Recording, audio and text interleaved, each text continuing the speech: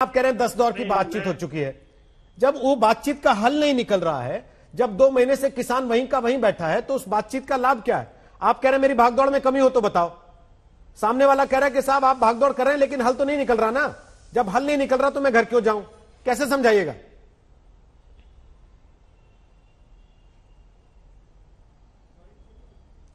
मुझे कह रहे रोहित जी।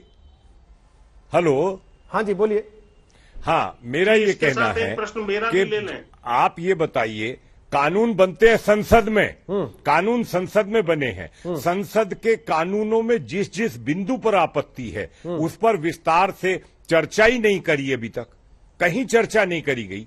चर्चा होगी नहीं, बात होगी नहीं, समाधान कैसे होगा? समाधान तो यही होगा ना कि हमें बिंदु में, पहले कानून के इस बिंदु में यहां आपत्ति है, ये आपत्ति है, इसका समाधान किया जाए। तो कमेटी बनाने का तो एक सुझाव जो है वो इसीलिए सरकार ने रखा है कि आप भी उसमें रहिए ना, आप उसमें रहिए, अपनी बात करिए और उसमें जो भी आपत्तियां हैं उनका समाधान होना चाहिए। ठीक है, पुष्पेंद्र जी अपनी बात कह लें। भी नहीं चाहेगी और देश भी नहीं चाहेगा पुष्पेंद्र जी आपसे एक सवाल किसानों के साथ किसी कानून में कोई आपत्ति रहे। पुष्पेंद्र जी आपसे सवाल भी पूछ रहे हैं और आपके सवालों का जवाब भी देंगे।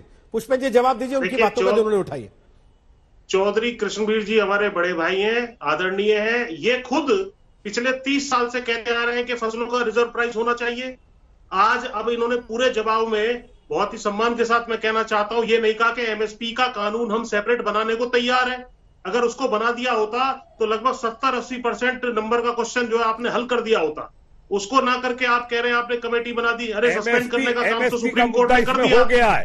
कल एमएसपी का मुद्दा कमेटी के रखने के लिए हो गया पुष्पेंद्र जी। कमेटी पे कल एमएसपी की बात कमेटी के सामने रखने का हो गया। मैं आपके बीच में कहीं बोल थोड़ी रहा था, बहुत सम्मान के साथ कह रहा हूं आपके सामने, आपके मैं बीच में नहीं बोला। मैं ये कह रहा हूं, निवेदन आपसे ये है कि एमएसपी को सेपरेटली करने का जो काम है वो अध्यादेश के माध्यम से कल को हो सकता है, परसों को हो सकता है, इसमें कोई आपत्ति नहीं है। और इस विषय में क्या ड्राफ्टिंग होनी है ये हम पहले ही सरकार को बता चुके हैं और कोई दिक्कत नहीं आएगी। उसको कर देते और फिर इनको सस्पेंड करके कानून जो 3 पास किए उस पर डिस्कशन के लिए कमेटी बन सकती थी, उस पर एक राजीनामा बन सकता था। लेकिन ये दूसरा प्रश्न है एमएसपी को बाध्यकारी करने का। एग्जिस्टिंग एमएसपी की व्यवस्था लागू रहेगी। बार बार ऐसी बात कह करके कोई मतलब नहीं निकलता। एमएसपी बाध्यकारी बने, कानूनी जामा पहनाया जाए, उससे नीचे कोई खरीद फरोख्त ना हो। ये सेपरेट एक कानून लाना है, वही है जो आप खुद कहते रहे रिजर्व प्राइस वाली बात। अब आप अपनी बात कोई नहीं बता रहे, आप इसको बताएं, इसको करें, कहीं ना कहीं हल निकल आएगा जी। मसला यह है ना पुष्पेंद्र जी कि लोग ये भी कहते हैं कि राकेश टिकैत जो है वो भी अपनी बात से पलट गए। वो पहले इन्हीं चीजों की तारीफ करते थे लेकिन अब वही आंदोलन के नेता बने हुए हैं। बहरहाल आज वो है नहीं हमारे साथ, होते तो उनसे ये सवाल पूछा जाता। मैं नलिन कोहली और गौरव वल्लभ, बीजेपी और कांग्रेस। एमएसपी की बात उन्होंने भी कही है, एमएसपी की बात उन्होंने भी कही है रोहित जी। ठीक है, वो खुद सफाई दे गए 1-2 बार बैठ के यहां पर। लेकिन नलिन कोहली और गौरव वल्लभ दोनों को चर्चा में लेके आ रहा हूं। नलिन कोहली, आपने रणदीप सुरजेवाला का बयान सुना होगा, देखा होगा आपने। वो कह रहे हैं कि सरकार धोखा दे रही है, कानून वापस लीजिए तभी आंदोलन खत्म होगा, नहीं तो नहीं। इससे बड़ा स्पष्ट होता है रोहित जी, इस आंदोलन का राजनीतिकरण हो रहा है। इस आंदोलन में कुछ ऐसे भी लोग दिखते हैं जो मतलब हमें तो सभी कोई ऐसी जानकारी नहीं थी कि वो किसान है, कोई हल चलाते हैं कुछ, और वो जो है मतलब कल तक नेतागिरी करते थे, कोर्टों में याचिकाएं डालते थे, आज किसान नेता है। देखिए, किसान नेता जो किसान है, असली में किसान है और बहुत सम्माननीय कई नेता है, आंदोलन में भी है, जो इसके पक्ष में भी खड़े हैं कानून के, वो भी है, अपनी जमीन है, खुद खेती करते हैं, किसानों के बीच रहते हैं क्योंकि किसान है। उन लोगों की अपनी एक बातचीत है। लेकिन कांग्रेस के पूरे बयान से बड़ा स्पष्ट होता है कि हमें राजनीतिकरण करना है। कांग्रेस के तो एक एमपी ने यहां तक कह दिया कि किसानों की लाश होगी। भाई, आप चाह रहे हो किसानों की लाश में हमारी राजनीति हो, ये कहाँ की बात है? आप अगर चाहते हो, और ये कांग्रेस पार्टी वो है, इसके दोहरे मापदंड देखिए आप। 2005 से ऐसे ही कानून लाने के लिए या बदलाव करने के लिए लगातार बोलते गए।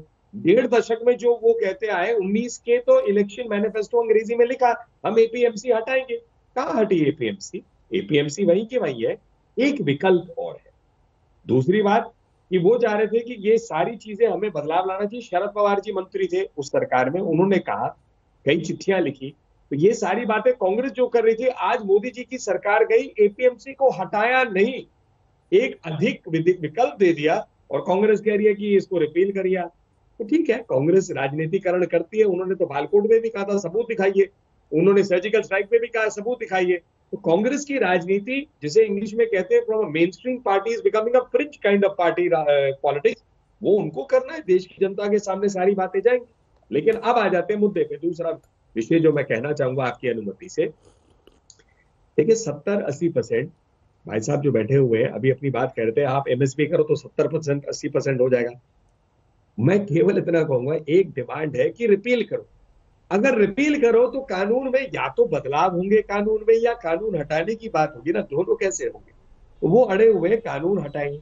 सुप्रीम कोर्ट, किसान लोग भी नेता गए, या उनमें से किसानों में से संगठनों में से कई लोग सुप्रीम कोर्ट थे। सुप्रीम कोर्ट ने क्या कहा? एक समिति बनाई। समिति का कोई अधिकार नहीं है निर्णय लेने का, समिति सबको सुन के सुप्रीम कोर्ट के सामने रखेंगे।